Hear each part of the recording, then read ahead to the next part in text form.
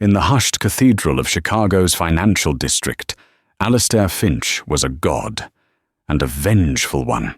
His empire, Finch Global, was a titan of industry, but his presence was a chilling force of nature, a blizzard that could sweep through a boardroom and leave careers frozen in its wake. Men twice his age, and with pedigrees stretching back to the Mayflower, learned to read the tightening of his jaw like sailors reading a storm front. They yielded, they acquiesced, they survived. They never, ever pushed back. That is, until a sweltering August evening at Aurelia, the city's most lauded temple of gastronomy, when a 23-year-old waitress named Clara Evans, whose quiet life was held together by hope and fraying thread, decided that the God King had finally met a soul he could not intimidate. This isn't a story about romance.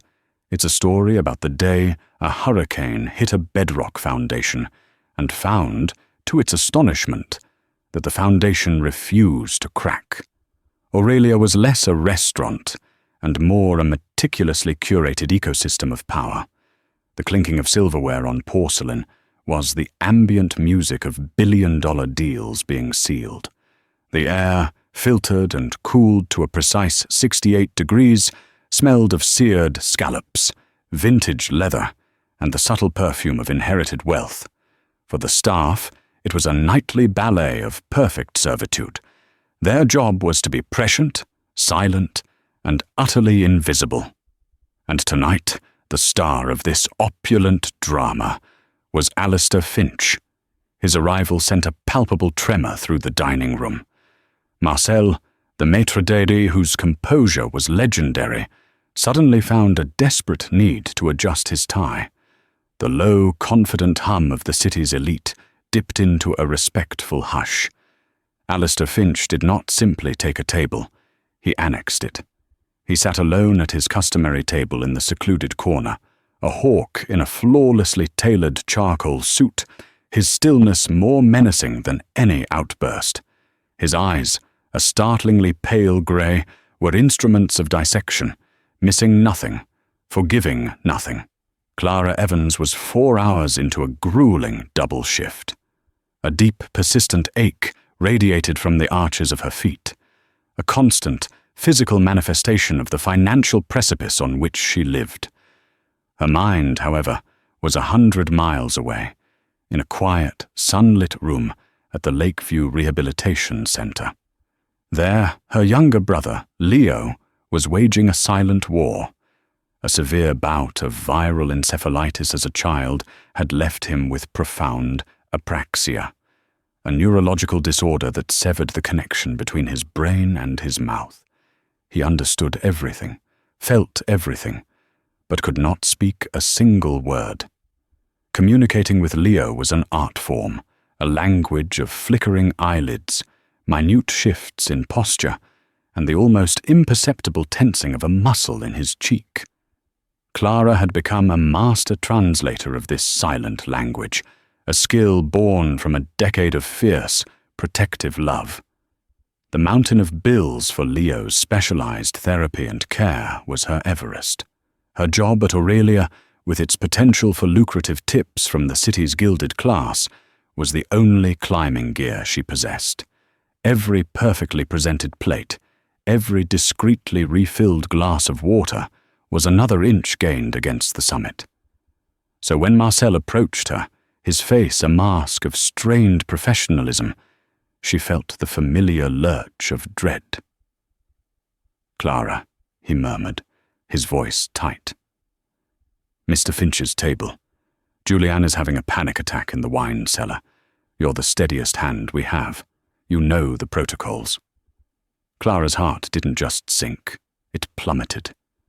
The Finch protocols, a set of unwritten commandments passed down among the staff like folklore. Approach from the left. Never initiate conversation. The water must be Icelandic, glacial, opened at the table. He will order the tasting menu, but will only eat 3 of the 7 courses.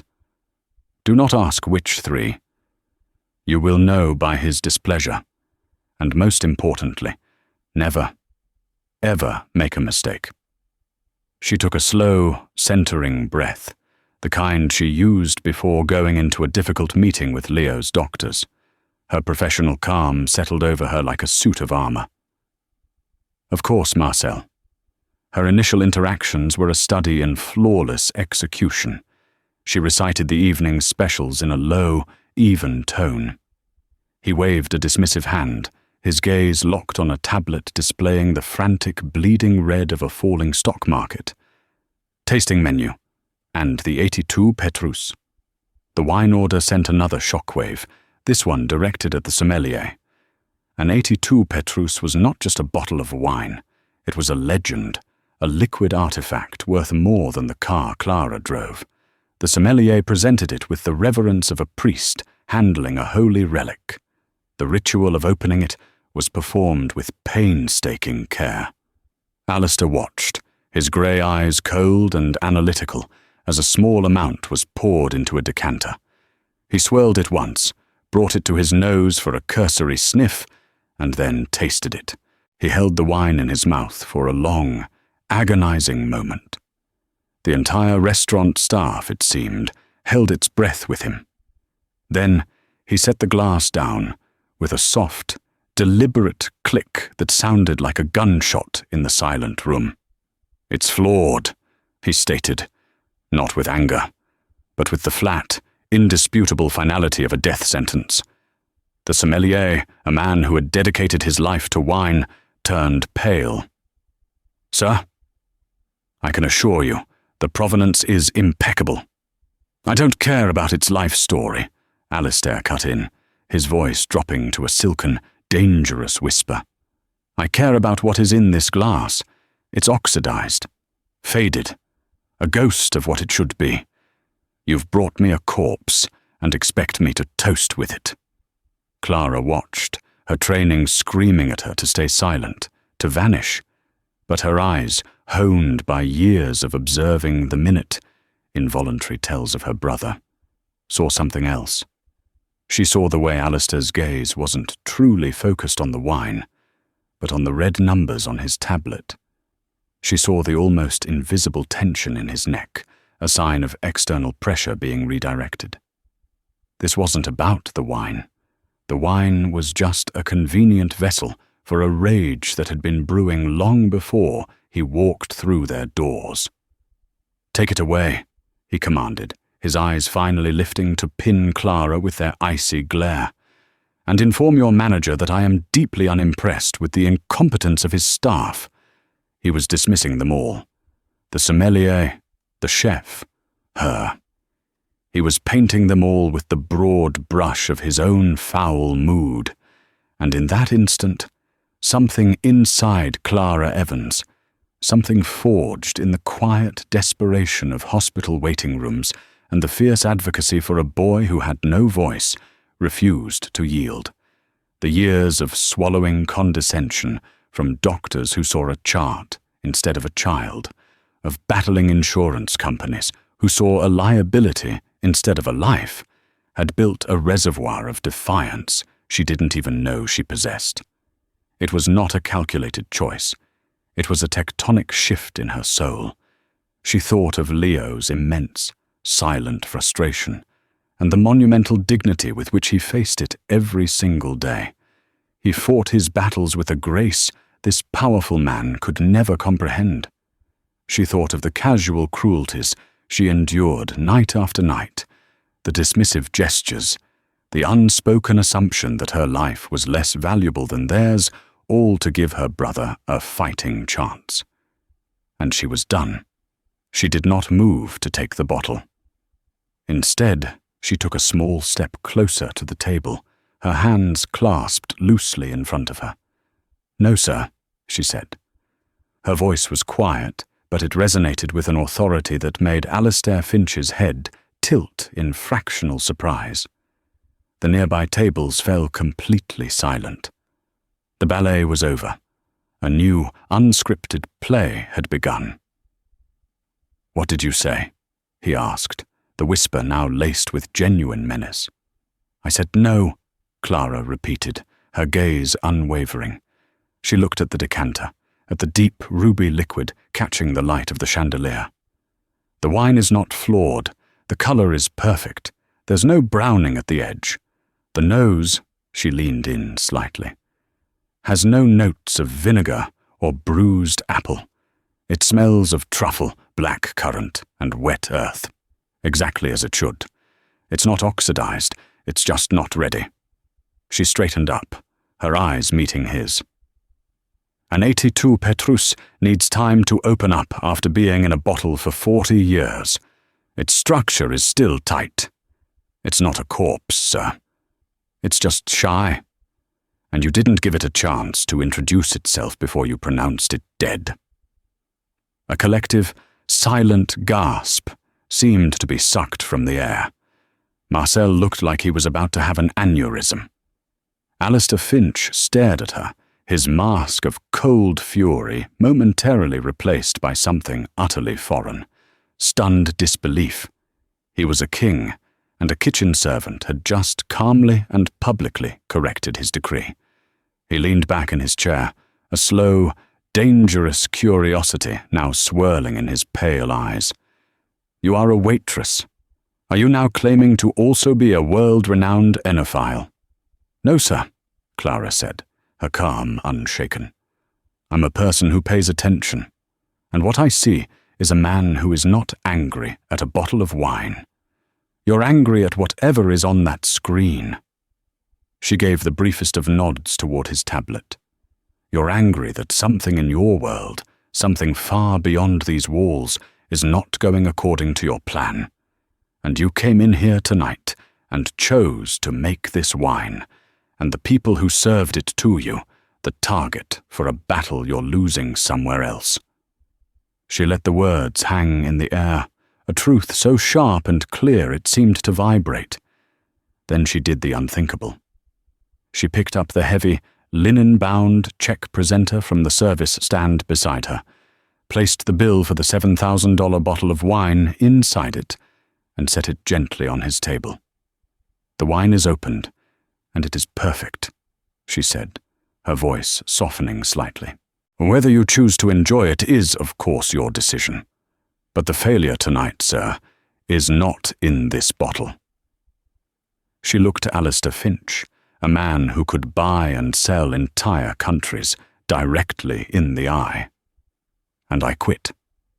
She turned, not with a flounce, but with the quiet dignity of a queen abdicating a throne she never wanted.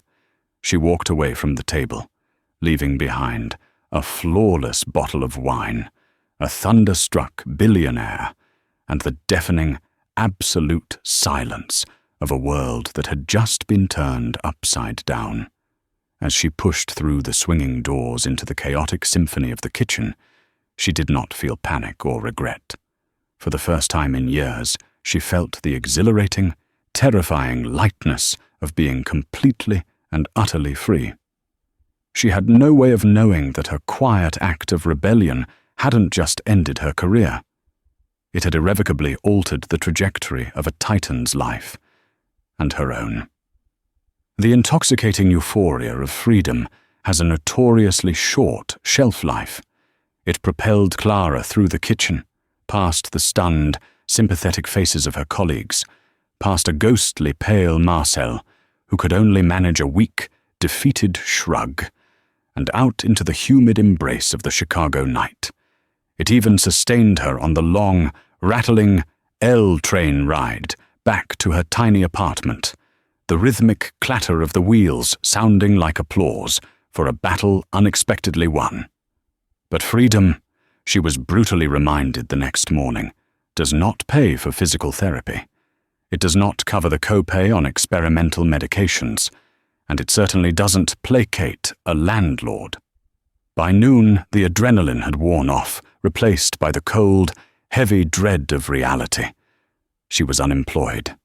Worse, she was likely blacklisted. The world of high-end Chicago hospitality was a small, gossipy pond. The tale of the waitress who psychoanalyzed Alistair Finch over a bottle of Petrus would spread like wildfire. Who would dare hire her now? She spent the afternoon in a state of grim determination, firing off applications to diners, coffee shops, and neighborhood bistros, places where the clientele was more concerned with the quality of the coffee than the vintage of the wine. With each click of the submit button, the knot in her stomach tightened. Despair was a patient predator, circling, waiting for her resolve to crumble. She was staring out her window, watching the relentless flow of traffic on the street below, when her apartment buzzer blared with a harsh, insistent shriek. She wasn't expecting anyone. Figuring it was a delivery for a neighbor, she pressed the intercom button. Yes? A voice, calm and cultured, replied with startling clarity through the cheap speaker. Ms. Clara Evans, my name is Arthur Vance. I'm calling on behalf of Mr. Alistair Finch. Clara's blood turned to ice. He'd sent a lawyer to serve her with a lawsuit, slander, intentional infliction of emotional distress on a billionaire. The defiance of the previous night curdled into raw, primal fear. I have nothing further to say to Mr. Finch, she stammered, her voice barely a whisper. He is not asking you to speak, Miss Evans. He is requesting a moment of your time. I can assure you it is not for the reason you likely fear. May I come up? Against every instinct screaming at her to refuse, a sliver of morbid fascination took hold. What could the man who had everything possibly want from the woman who had just thrown her everything away? She buzzed him in. The man who knocked on her door 2 minutes later was the antithesis of Alistair Finch. Where Finch was a storm of coiled, predatory energy, Arthur Vance was an island of serene composure. He was in his late 60s, with kind, intelligent eyes behind wire-rimmed glasses, a neatly trimmed grey moustache, and a tweed jacket that suggested academic tenure rather than corporate warfare. He carried a worn leather briefcase. Miss Evans, he said, with a small, reassuring smile. Thank you for seeing me. I'm not sure I had much choice, she replied, her arms crossed protectively over her chest. Her small, tidy apartment, her only sanctuary, felt invaded and exposed. One always has a choice, Arthur said, his gaze sweeping over her modest living room, taking in the stacks of books and the framed photo of a smiling, red-haired Leo on the mantelpiece. His expression held no judgment, only quiet observation. In fact, that is precisely why I am here. Mr. Finch was impressed. Clara stared at him, convinced she was in the middle of a bizarre dream. Impressed? I publicly contradicted him, insulted him, and cost his restaurant a valuable employee. What exactly was there to be impressed by? Your precision, Arthur stated simply, and your perception. Miss Evans, Mr. Finch is surrounded by a world of noise, sycophants, yes-men, rivals who bluster and shout. He pays legions of people to agree with him or to argue with him loudly. Last night, you did neither. You observed, you analyzed, and you delivered a truth he had not considered, all without raising your voice. He finds that novel. He opened his briefcase and retrieved a single, thick, cream-colored folder. He is prepared to offer you a position. Clara felt a hysterical laugh bubble up in her throat. A position? Doing what? Vetting his wine cellar for shy vintages? A genuine smile touched Arthur's lips. Something rather more unique. A role as a special consultant to the CEO. The words were so preposterous, they seemed to hang in the air like smoke. You can't be serious. I'm a waitress. My only degree is in English literature. Your most valuable education, Miss Evans, was not acquired in a university, Arthur said, his eyes flicking again to the photo of Leo. Your experience is what he wants. You don't just see people, you read them. You see the truth beneath the surface. Mr. Finch believes that is a skill set far rarer and more valuable in his world than an MBA. He believes it can be weaponized. Arthur slid a single sheet of paper from the folder and placed it on her small coffee table. It was a formal letter of offer. Clara's eyes scanned the text and landed on the salary figure at the bottom. She stopped breathing. It was a number so large it seemed fictional, more than she could earn in a decade of serving the richest people in Chicago. It was enough to cover all of Leo's therapies, to hire the best specialists, to give him a life of security and comfort she had only ever dreamed of. It was a lifeline, forged from solid gold, thrown to her by the very man she had publicly shamed. The whiplash was dizzying. "Why?" she whispered, sinking onto her worn-out sofa. "This makes no sense. Is this a game? Some kind of elaborate revenge to humiliate me further?" Arthur's expression grew serious. "I have been with Alistair Finch since he built his first company from nothing. He is a difficult, demanding, and profoundly isolated man. He is a strategic genius, but at times an emotional brute. But he is not capricious. Revenge is an inefficient allocation of resources, as he would say. This is not about revenge, Miss Evans. This is an experiment. He has a problem, a very large one, that his usual army of analysts and lawyers cannot solve. He wants to see if your unique lens can." He gestured to the contract. "The offer is genuine. It includes a comprehensive private medical insurance plan for you and your immediate family, effective immediately. I took the liberty of researching your circumstances. Your brother, Leo." The mention of Leo's name was a deliberate, calculated strike. They knew. Of course they knew. A man like Finch could excavate the secrets of a person's soul with a few keystrokes. This wasn't just a job offer. It was a bespoke solution to her most desperate prayer. It felt less like an opportunity and more like a beautiful gilded cage being lowered over her. Work for him, the embodiment of the arrogant, entitled power she despised, the architect of her own public immolation. It was a Faustian bargain, but the devil was offering to pay for a miracle. "What would I have to do?" she asked, her voice hollow. "You would work directly for him," Arthur explained. "You would be given access to information, and you would be asked for your analysis. Not on the numbers, but on the people behind them. You would be his private interpreter of human nature. Your only duty would be to provide him with your unvarnished perception. You would answer only to him. And if I say no?" "If you say no," Arthur said, his voice softening with what sounded like genuine empathy, "then I will thank you for your time, and you will never hear from Mr. Finch or myself again. As I said, Miss Evans, you always have a choice." Clara looked from the contract to the photo of Leo on her mantelpiece.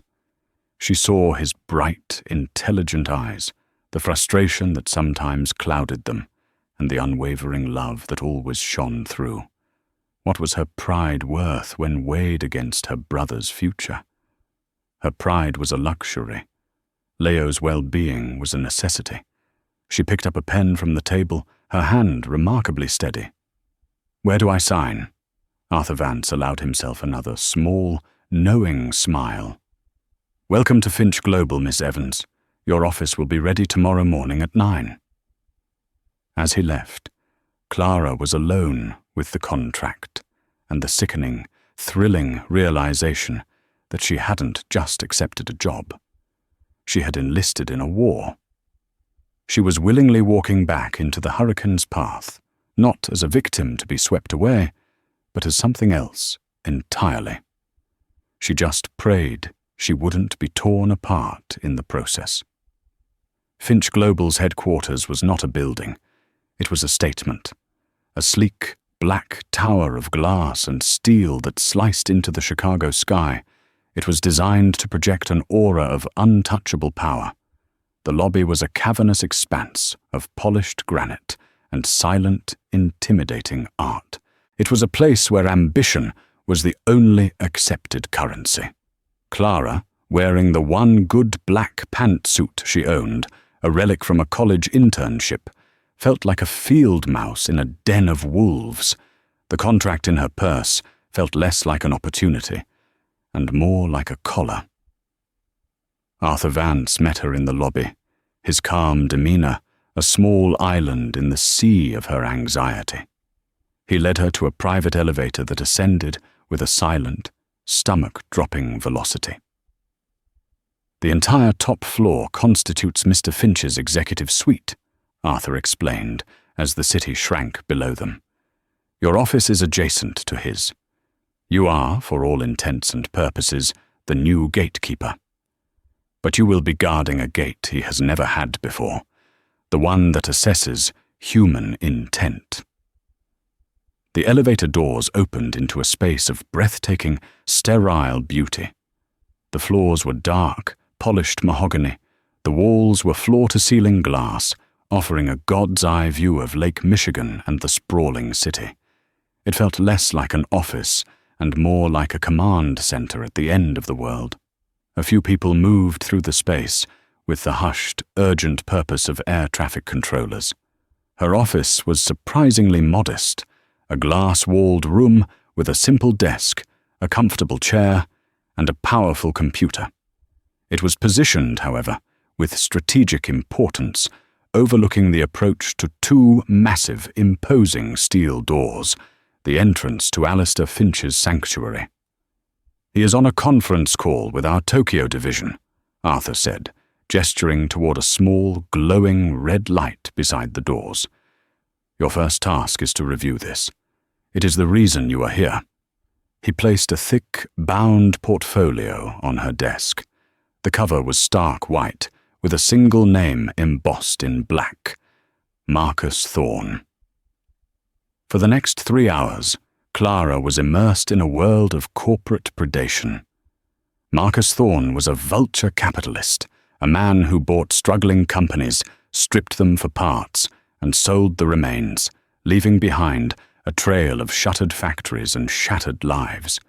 His current target was Finch Global's most venerable and sentimental division, a high-end, artisanal paper mill in Wisconsin that had been in operation since the 19th century.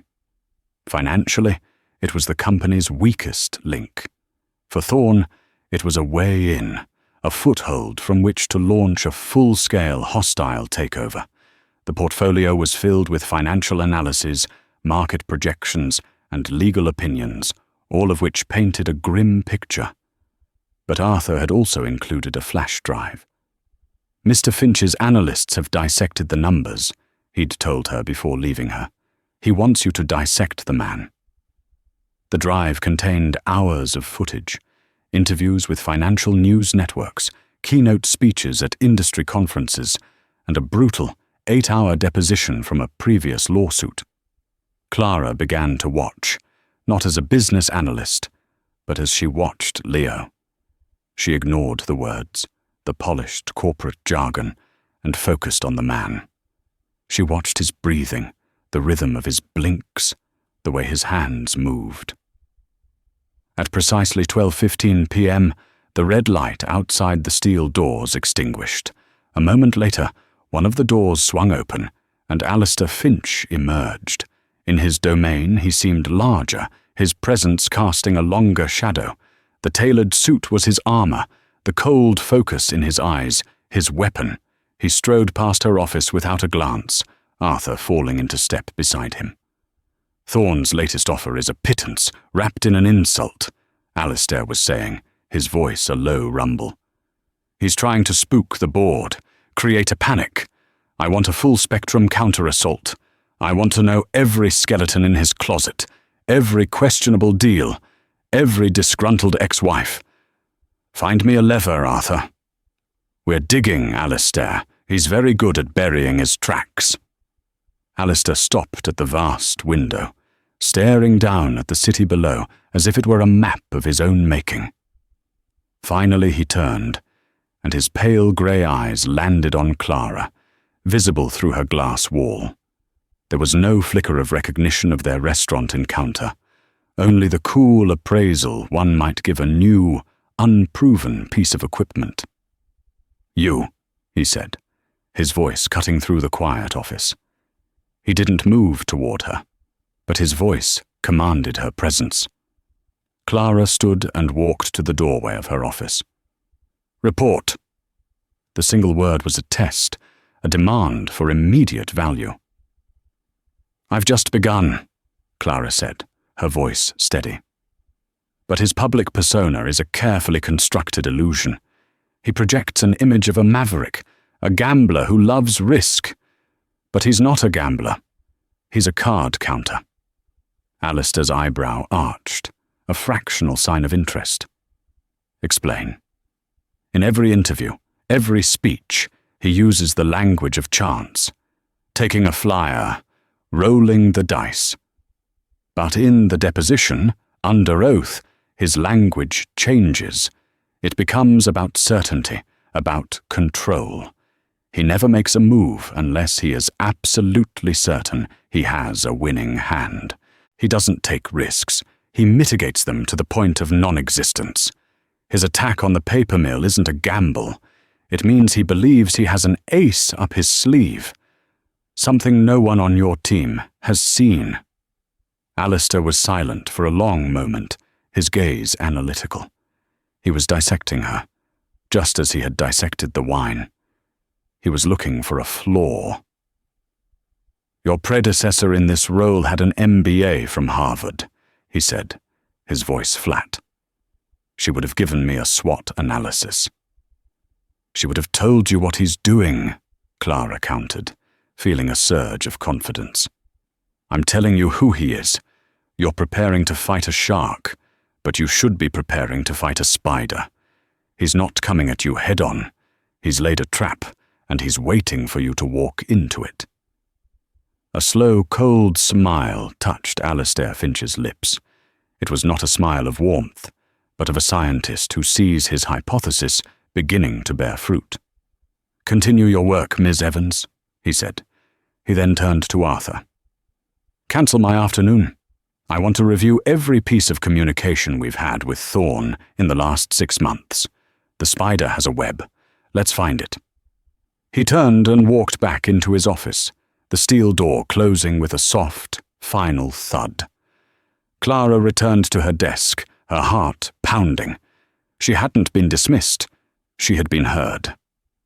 The test wasn't over, but she had survived the first round. She turned back to the deposition footage, watching Marcus Thorne's hands, and then she saw it. A tiny, almost imperceptible movement. Whenever the opposing lawyer got close to a sensitive subject, Thorne's left pinky would twitch, just once. A small, involuntary spasm. It was the kind of minute detail she had spent a lifetime learning to see. A silent signal from the subconscious that betrayed the calm facade. It was Leo's eyelid, fluttering when a nurse was being too rough. It was the barely visible tightening of his jaw when he was trying to hide pain. It was the tell. Clara leaned closer to the screen, her mind racing. The spider had just shown her the first thread of his web, and she knew, with a certainty that chilled her to the bone, that Alistair Finch had no idea how vulnerable he truly was. The following weeks were an exercise in monastic obsession. Clara lived and breathed Marcus Thorne. She compiled a dossier that had nothing to do with balance sheets and everything to do with behavior. She noted his preference for a certain brand of water, a sign of a creature of rigid habit. She charted the frequency of his tell, the twitching pinky, and correlated it with specific topics: his early investors, a failed tech venture in the late 90s, and any mention of his family. Alistair, in turn, treated her like a prized but dangerous instrument. He would summon her to his office without warning, demanding her immediate assessment of a rival CEO on a video call or a politician giving a press conference. Their interactions were stark and transactional. "Watch him now," he'd command. "What do you see?" "He's lying," she'd say. "He keeps touching his face. It's a self-soothing gesture. He's uncomfortable with his own words." Alistair would simply nod, absorb the information, and dismiss her. Yet, a strange, unspoken rapport began to build. He started leaving a specific brand of herbal tea on her desk in the mornings, the same one she'd bought for herself from the office kitchen. It was a silent acknowledgement, a sign that he, too, was observing. Her breakthrough came late one Thursday night. The office was deserted, the city a glittering tapestry of lights beyond the glass walls. She was deep in the digital archives, looking for any connection between Thorn and the Wisconsin paper mill, when she stumbled upon a mislabeled folder deep within Alistair's private server archives. It was titled Oasis. Curiosity overriding protocol, she opened it. It wasn't a business file.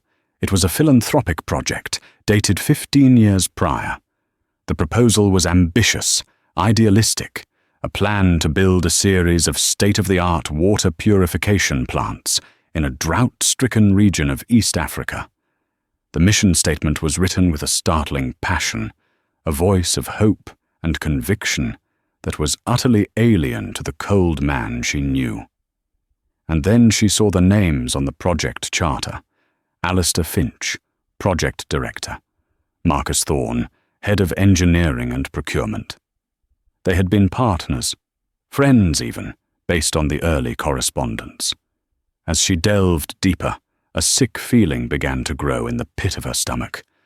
Project Oasis had been Alistair's passion. He had poured millions of his own fledgling fortune into it. Thorn, his trusted partner, was in charge of construction. But the project had ended in catastrophic failure. A newly built dam had collapsed during the first rainy season, causing a flash flood that not only destroyed the facility, but also devastated a nearby village. The public fallout had been brutal. The media, fed a narrative by an anonymous source, had crucified Alistair. They painted him as a reckless, arrogant billionaire, cutting corners to build a vanity project. Thorn had emerged from the wreckage publicly heartbroken, a tragic figure who had trusted his partner's vision. He had sold his story well. He was the careful engineer whose warnings were ignored by the ruthless financier.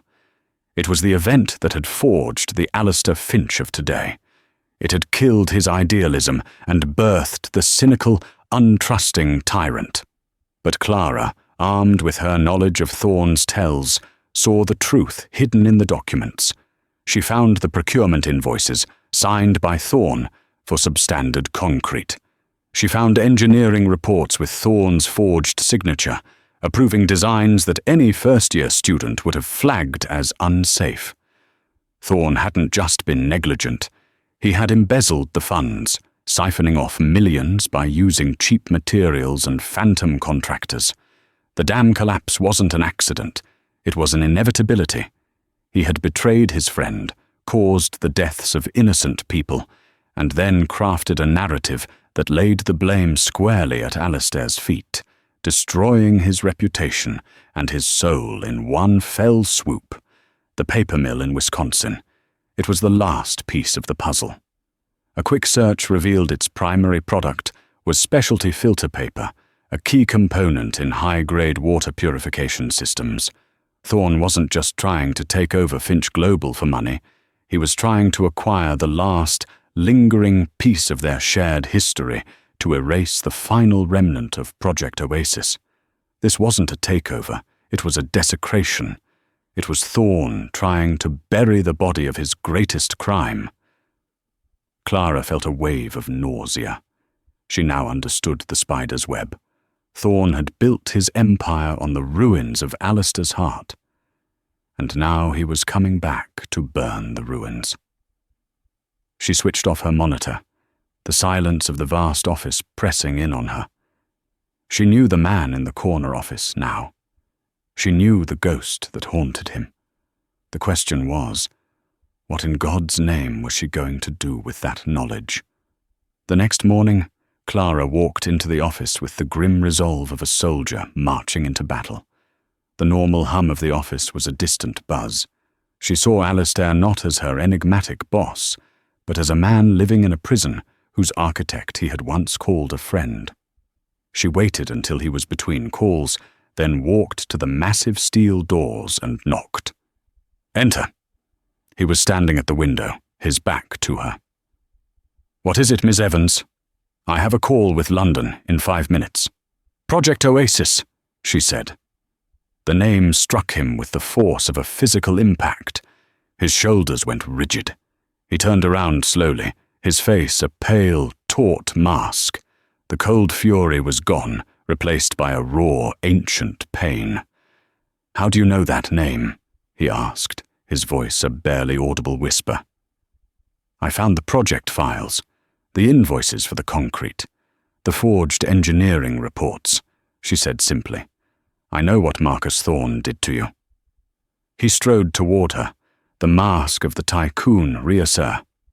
The violation that blazed in Alistair Finch's eyes was not merely anger. It was the agony of a tomb being desecrated. The private, sealed-off catacombs of his past, where he had interred his own idealism and shame, had been breached. He had built an empire of steel and glass around that hollow space, and now she, a waitress armed with nothing but perception, stood in its epicenter. "You have no right," he rasped, the words torn from him, each one a shard of glass. "Those files are a ghost, my ghost. You are fired. Leave this building, now."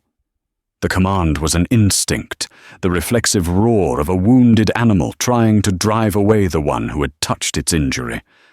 Clara did not move. She did not flinch from the raw, incandescent fury he radiated. She had spent a decade standing firm in the face of sterile medical authority and the crushing indifference of bureaucracy. His rage, however potent, was merely human. It was pain, unfiltered and unvarnished, and she knew pain. She lived with its quiet, constant echo every day.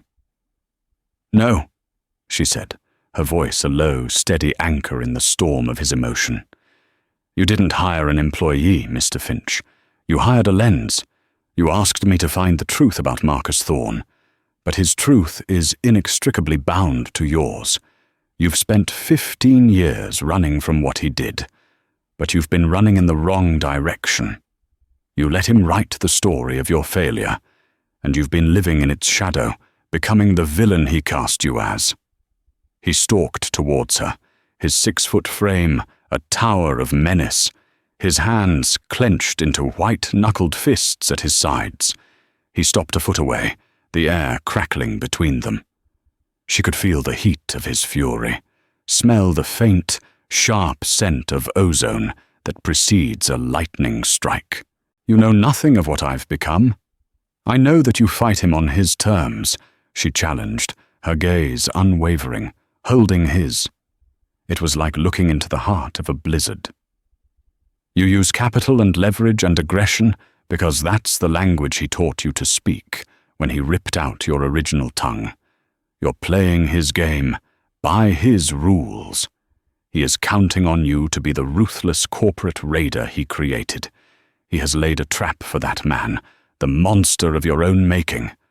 But he is not, and never will be, prepared for the man you were before he broke you, the man who wanted to build something that mattered more than money."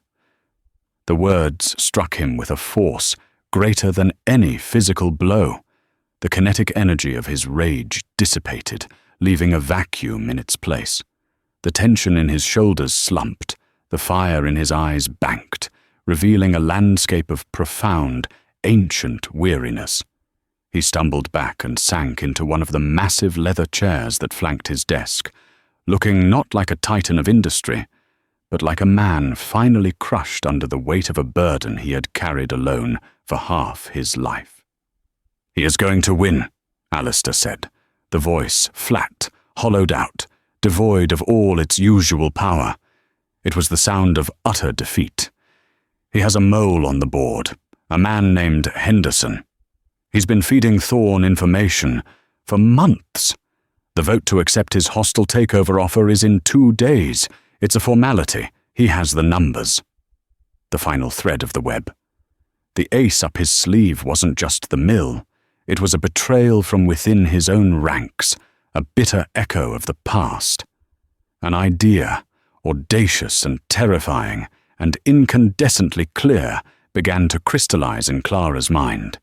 It was not a strategy born of business acumen, but of a deep, intuitive understanding of narrative, of stories, the story he was trapped in and the one he needed to tell.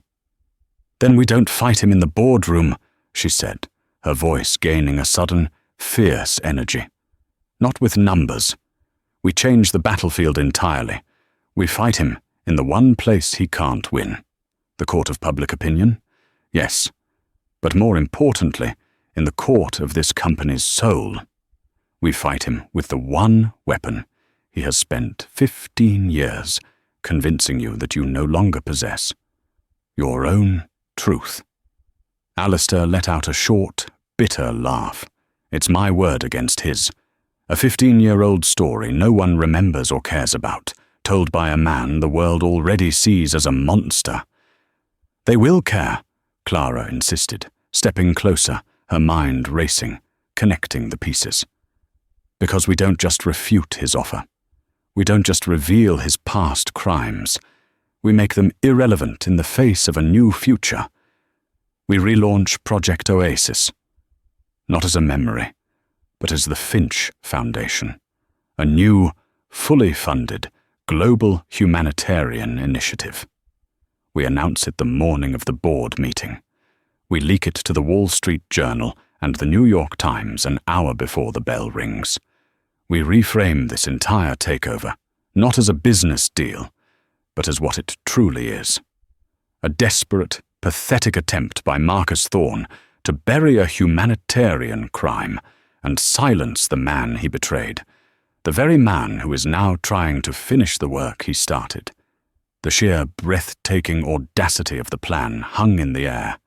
It was a move of strategic judo, using the full weight of Alistair's trauma and his monstrous public persona against his opponent. It was so completely out of character, so contrary to the Finch methodology of silent, brutal efficiency, that it was strategically perfect. It would blindside Thorne completely. It turned Alistair's greatest wound into his most powerful weapon. A flicker of something long dormant sparked deep within Alistair's pale grey eyes. It wasn't rage or pain. It was the cold, brilliant light of a master strategist recognizing a move on the board so unexpected, so game-changing, that it altered the very nature of the conflict. For the first time, he looked at Clara not as an employee, a curiosity, or an instrument, but as a co-conspirator, an equal. He'll call it a desperate, last-minute PR stunt, Alistair mused, his mind now engaged, testing the strategy's defenses, his voice regaining its edge. "And you will have the original project files, the proof of concept, the correspondence that shows this has been your life's unfinished work," Clara countered, her own confidence surging. "You won't go into that room as the monster fighting to keep his castle. You will go in as the man who is finally strong enough to finish the work a monster stopped him from completing. You won't be fighting for a paper mill in Wisconsin. You'll be fighting for redemption in a village in Africa. You'll be fighting for your own soul. Let Henderson and his allies vote against that." The silence that followed was not empty. It was dense with possibility, with the weight of a life's direction about to pivot. Alistair rose from the chair and walked back to the great glass window, his silhouette stark against the sprawling city below. He was no longer looking down at it, as a king surveys his domain, but as a man searching for a horizon. "Get Arthur in here," he said, his voice imbued with a cold, hard resolve that hadn't been there moments before. It was the voice of a man who had just been given a reason to fight a war he thought he'd already lost. "And get our Director of Communications on a secure line. I want a press release drafted within the hour. Find me the 3 best water infrastructure engineering firms in the world. I want them on retainer by noon tomorrow." He turned to face her, and the ghost that had haunted his eyes for 15 years was, for the first time, gone. It had not vanished, but it had receded, forced back by a clear, focused, and exquisitely dangerous light. "He wants to bury the past, Miss Evans," Alistair said, a grim, thin smile touching his lips. "Let's go dig it up and build a future on top of it." Clara felt a thrill of pure, unadulterated adrenaline, sharp and clean. This was no longer just a job. It was a campaign. They were an impossible, improbable alliance. The broken billionaire and the waitress who had refused to break. Together, they were going to war. And for the first time in a very long time, Alistair Finch wasn't fighting for his company. He was fighting for himself.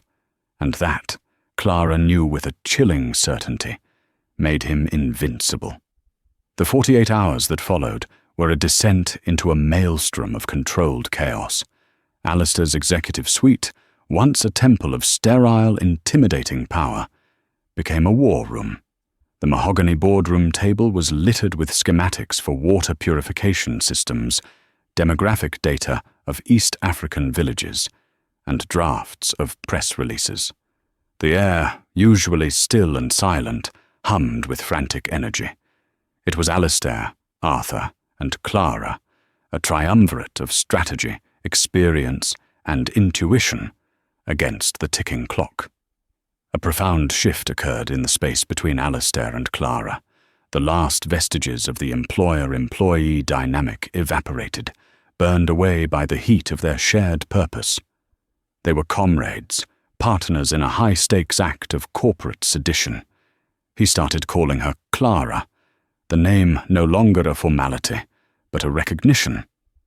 In a quiet moment between frantic calls, he asked about Leo. He didn't just listen. He heard. He watched her face as she described her brother's silent, Herculean struggles, and she saw in his eyes not pity, but a deep, resonant understanding of what it meant to be trapped within a body or a life that would not obey your commands. On the morning of the meeting, a sleek black box was delivered to her apartment by a silent courier. Inside was a state-of-the-art tablet, preloaded with a suite of the world's most advanced augmentative and alternative communication software. Tucked beneath it was a single, heavy card. It was a referral from Alistair's personal physician for a full neurological consultation for Leo at the country's leading research hospital. A handwritten note on Alistair's stark, minimalist stationery contained only 3 words: for the strategist. It was not a payment or a gift. It was an acknowledgement, an arming of her own champion for his battles, just as she was arming him for his. She held the tablet to her chest, the cool metal, a sudden, shocking weight of hope so intense it made her knees weak. The day of the meeting dawned grey and oppressive. The Chicago sky, a bruised lid over the city. The Finch Global boardroom was a study in tension. Marcus Thorne and his team sat on one side of the gleaming table, radiating an aura of smug, reptilian victory. They believed they had Alistair cornered, his every move anticipated, his defeat a mathematical certainty. They were there for a coronation. The meeting began. Thorne delivered his final offer with the oily charm of a predator that knows its prey is exhausted. He spoke of synergy and shareholder value, his words a smokescreen for the raw avarice that drove him. He subtly, skillfully, painted Alistair as a man emotionally compromised, a dinosaur clinging to a sentimental, unprofitable past. Then it was Alistair's turn. He rose and walked to the head of the table. He carried no files, no tablet, no props. He stood empty-handed, his presence alone, commanding the room's absolute attention. Mr. Thorne has presented a compelling, if uninspired, argument for the future of this company's stock price, Alistair began, his voice calm, resonant, devoid of its usual clipped aggression. I, however, would like to discuss its past and its soul. For the next 20 minutes, Alistair did not give a presentation. He gave a confession, with a stark, brutal honesty that stunned the room into silence. He told them everything. He spoke of Project Oasis, of the passionate, naive young man he had been. He spoke of his partnership with Marcus Thorne, of the trust he had placed in him. He didn't accuse, he simply laid out the facts, the faulty concrete, the forged documents, the devastating collapse, his tone one of deep, abiding sorrow, not anger. He then did the unthinkable. He took responsibility. The greatest failure of Project Oasis was not the dam, he said, his gaze sweeping over the faces of the board members, finally resting on Thorne's. It was my own. I was arrogant. I was blinded by ambition. And when it all fell apart, I allowed my shame and my pain to be twisted into a narrative of ruthless cynicism. I became the man Mr. Thorne told the world I was. I have spent 15 years running this company with unparalleled success, but I have been running it from a place of fear of ever being that vulnerable again. Thorne's face was a mask of disbelief, his composure beginning to crack. This was not the cornered animal he had expected. This was something else, entirely. That ends today, Alistair declared, his voice gaining strength. He gestured to Arthur, who activated the large screen on the wall. It wasn't a secret video. It was a vibrant, detailed proposal for the newly chartered Finch Oasis Foundation, seeded with a personal, irrevocable donation from Alistair of $500 million. He laid out a detailed, viable, three-phase plan to return to the same region, to partner with local governments and NGOs, and this time to do it right. The narrative had been irrevocably flipped. This was no longer a hostile takeover. It was a morality play. The board members, men and women who lived by the cold calculus of profit and loss, were now faced with a choice, not between two CEOs, but between two futures for the company they governed, one of predation and one of purpose. Thorne, his face ashen, finally found his voice.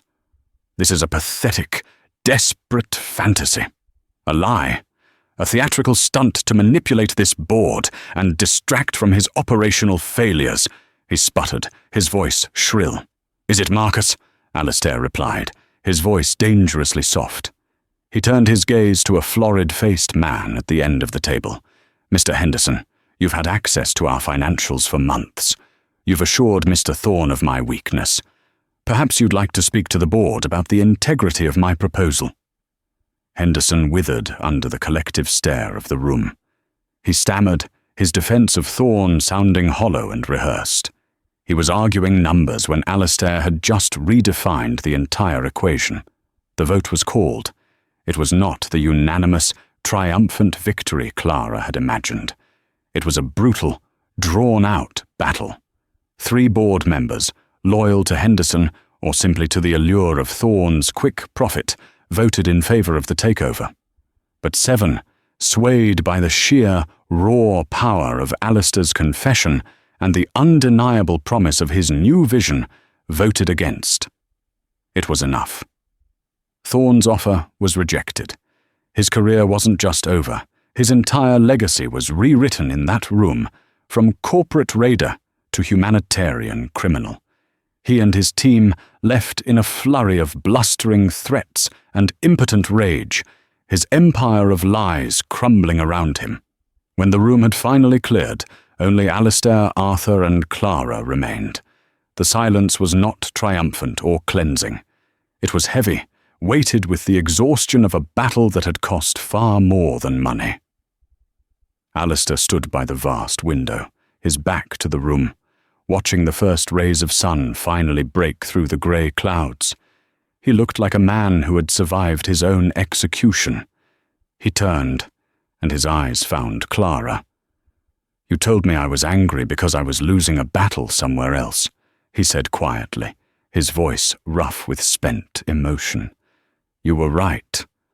I just didn't realize the battle was with the ghost of the man I was supposed to be." He took a step towards her, and for the first time, his pale grey eyes held not a storm, not a calm sky, but a fragile, uncertain dawn. "Thank you, Clara. You were the one who had to walk into the fire, Alistair," she said, the use of his first name feeling natural, earned.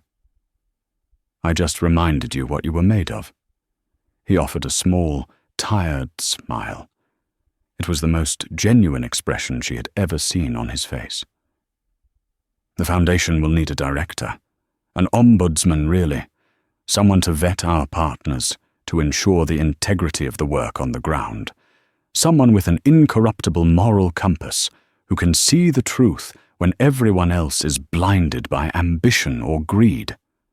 It wasn't a question, it was a plea, a new beginning, offered not from a position of power, but of profound, acknowledged need. Clara thought of her tiny apartment, of the mountain of bills, of the quiet, constant struggle that had defined her entire adult life. Then she thought of the future, a future where her unique, hard-won skill, the ability to read the silent language of the human heart, wouldn't just be a tool for survival, but a force for good. A future where her brother would have not just the best care, but the best life imaginable.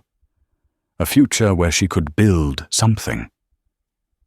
"I think," she said, a slow, radiant smile spreading across her face, "that I would be honored to help you find the right person for the job." He understood. The smile that answered hers was one of relief, of partnership. Standing there, high above the city that had nearly broken them both, they were no longer a billionaire and a waitress.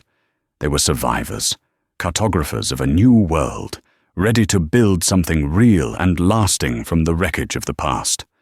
The hurricane had passed, and in the scoured, silent landscape it left behind, something new, fragile, and deeply essential had finally been given the chance to grow.